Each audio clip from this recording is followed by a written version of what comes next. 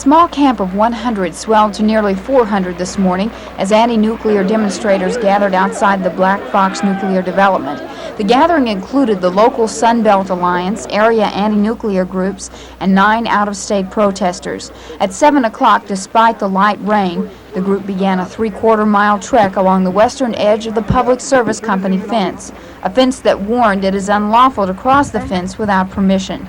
Near the end of the trek, leaders of the various coalitions gathered to decide which route would be taken. At the core are Rogers County sheriffs and PSO security guards.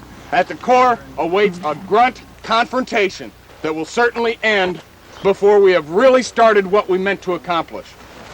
On the other hand, only a half-mile from here sits the nerve center of the construction, well outside of any fences, far from the main contingent of sheriffs.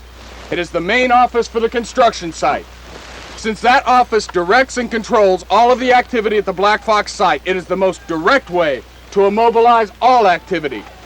The final decision was made to go to the core.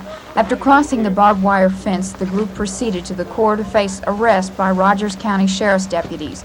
329 protesters were arrested, along with 2 television crews from Oklahoma City and a Tulsa radio station. Protesters walked peacefully to 2 temporary booking stations where citations were given for unlawful entry.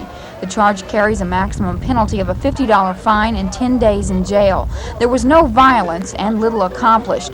All that remained was for the anti-nuclear protesters to return to their campsites and home. Nearly 350 anti-nuclear protesters and newsmen trudged through the mud and rain Saturday to the Black Fox construction site. The demonstrators, most members of the anti-nuclear group Sunbelt Alliance, marched to a compound for heavy construction equipment where they were placed under arrest.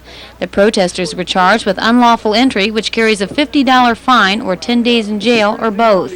Public Service Company officials say they do not believe the protest is accomplishing anything. I don't think the protesters are really proving a point with our customers or the people of Oklahoma. You know, we had yesterday 339 protesters arrested, and of that number, less than 40% were potential PSO customers. That is, people that reside in our service territory.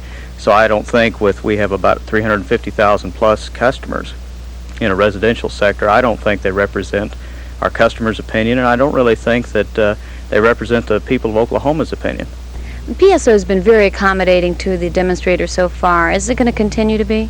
Well, I think you saw yesterday that PSO hardened its line a little bit, and certainly as we go into full construction, we will take a less accommodating attitude to media events such as this. Conrad says the company hopes it will receive a full construction permit by July 1st. However, the licensing may be delayed in the wake of concern over the incident at the 3 Mile Island plant in Pennsylvania, even though the proposed Black Fox plant is a totally different design.